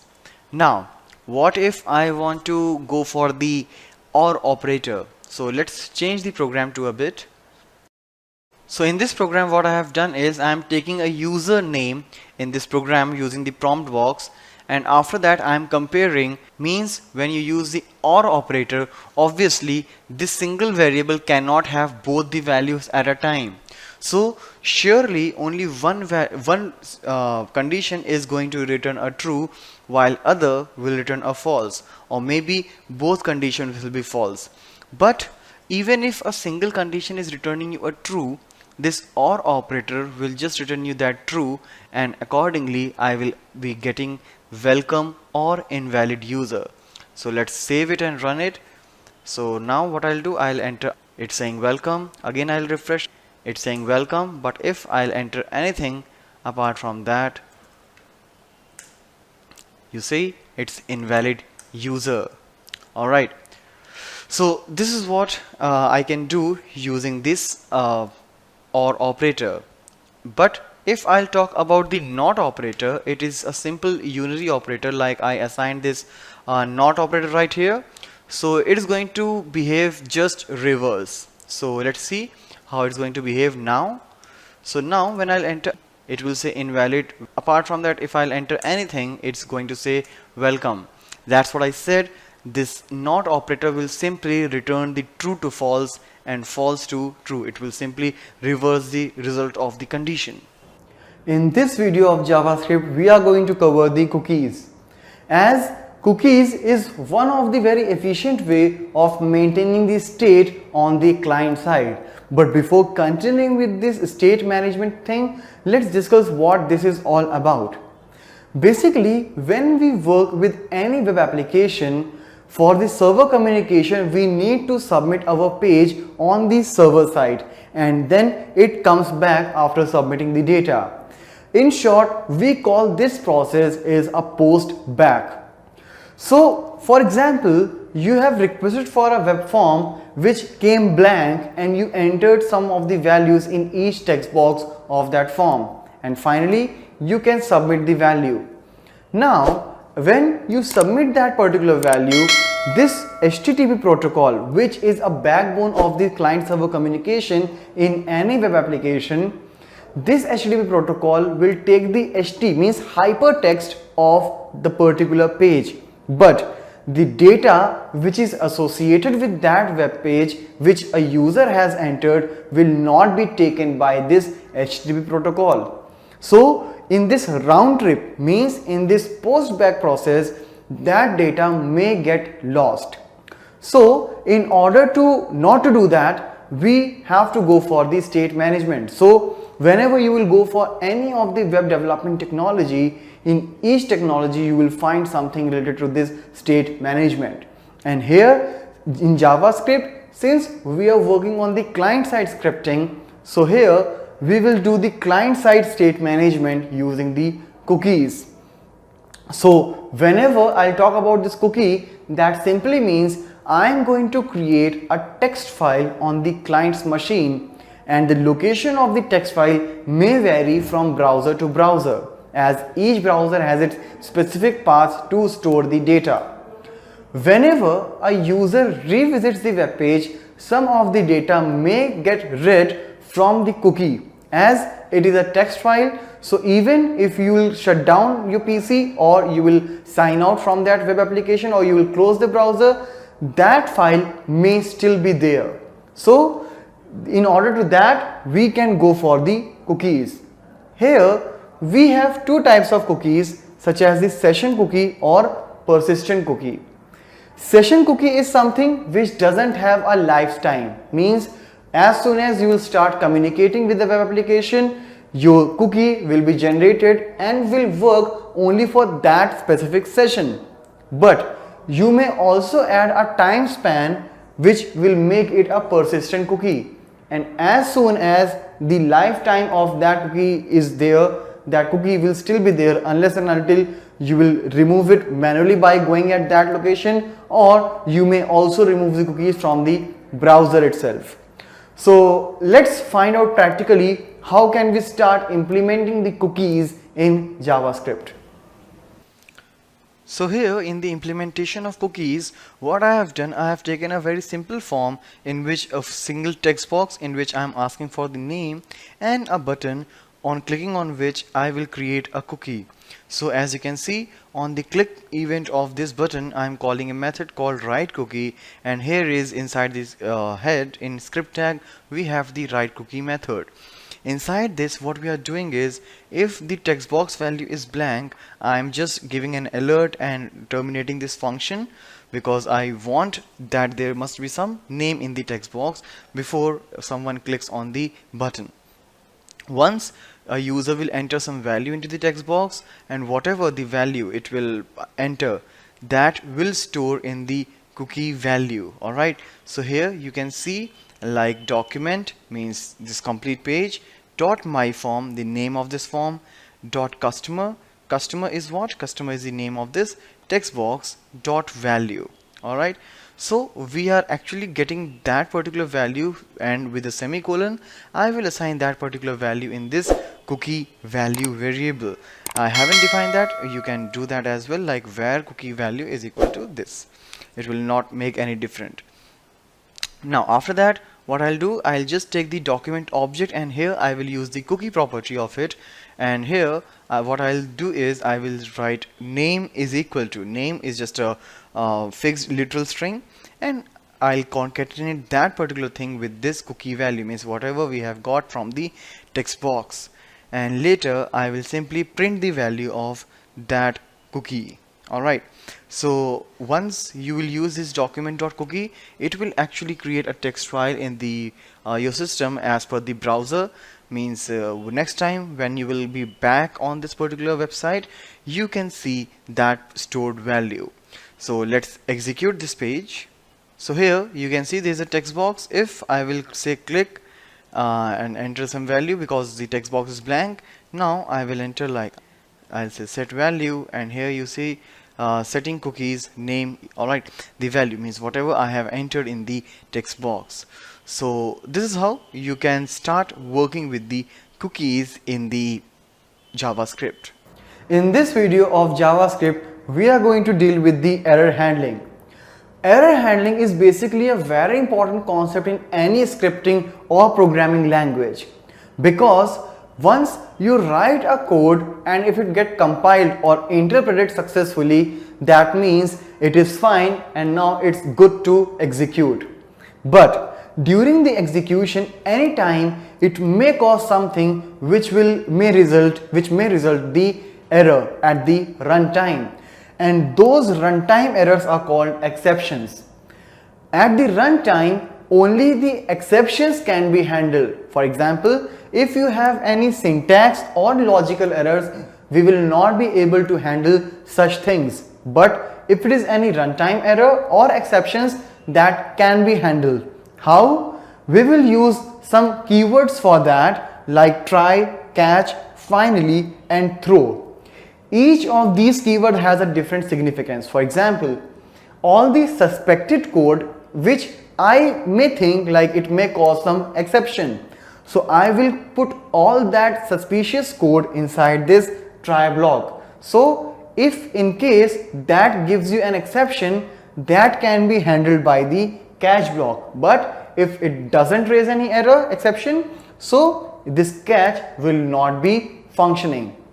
If I want manually to raise any exception, I can go for the throw keyword for that.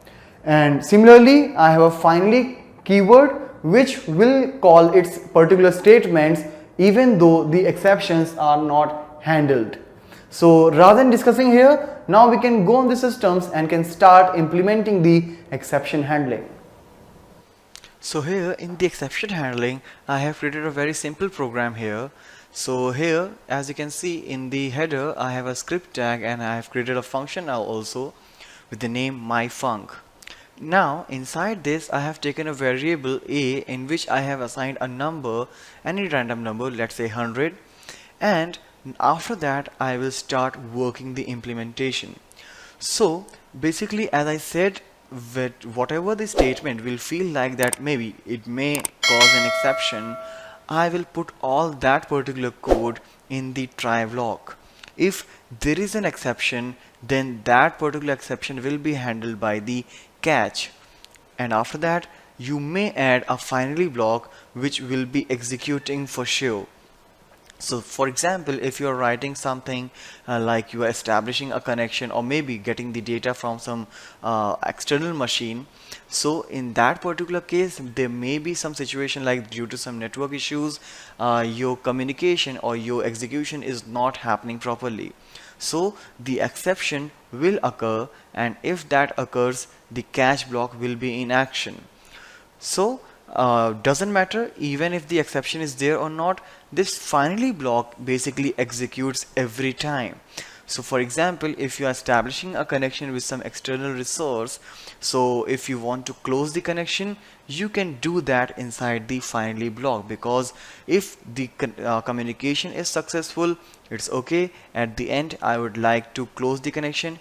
If the connection is unsuccessful or maybe there's some problem while reading the data, even though I want to close the connection. So such things which you must do at the end of the communication or at the end of the any implementation, you'll have to put that inside the finally block. And now let's say what I have done here, since I just wanted to get an exception here, so what I did, I am just converting this a to the uppercase. But as we see, it is a number and number cannot be converted to the upper or lower case, so obviously I will get an exception. So let's execute this program first without the this exception line. So let's refresh it, and if I'll click here, so as per the program it will say value of variable a is 100. When I'll say okay, you see there is one more alert in the catch, but that error one is not executed, and then finally the control comes inside here. So finally block will always execute. Alright, now let's remove this comment, save the program and refresh the browser. So here you see the error message is there. Alright, because what I'm trying to do, I'm trying to convert the case of a number which is not possible.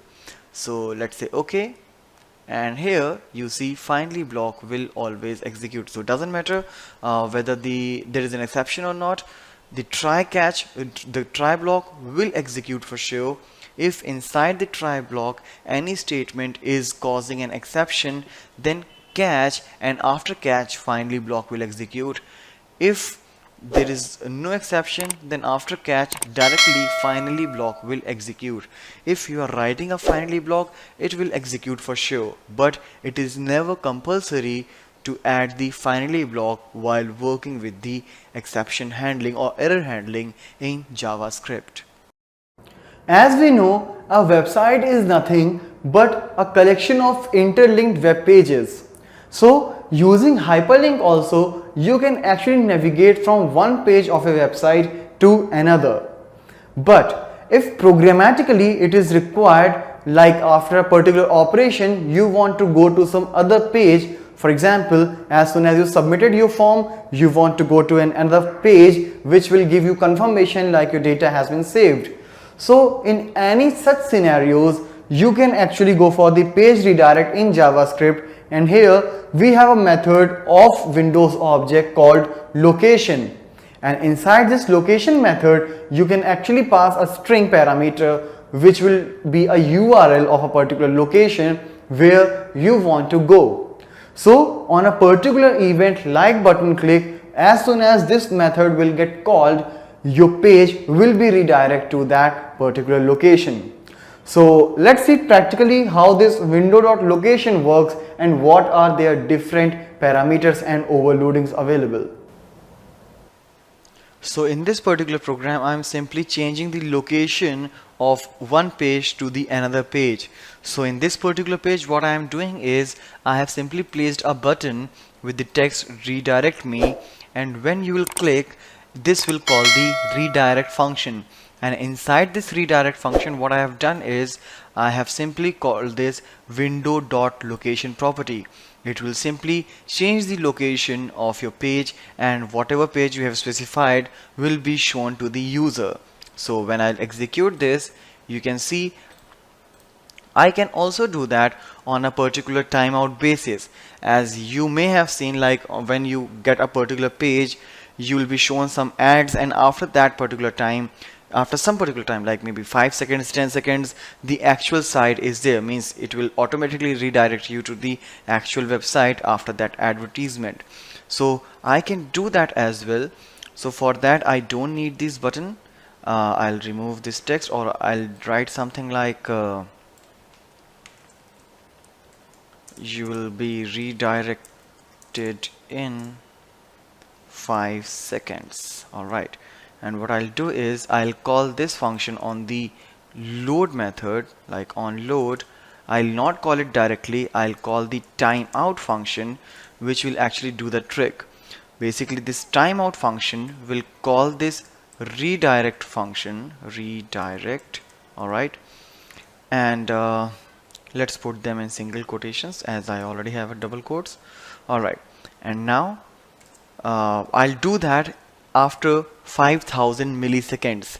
So this particular redirect function will be called on the load after 5000 milliseconds, because as soon as the body will get loaded, it will call this timeout function, and this timeout will give a callback to this redirect function after 5 seconds. So let's refresh the page. So this is the message which I have passed here. Alright, so it's not there. Let me check the code. Alright, actually there is some set timeout function is there rather than this timeout. There is a set timeout function which will do that particular task which I was just talking about. Now I'll call this set timeout, and let's refresh this page again. So maybe after 5 seconds I'll be redirected, and yes, as you can see, now I'm here in this website again. So this is how you can implement the page redirection while using the JavaScript.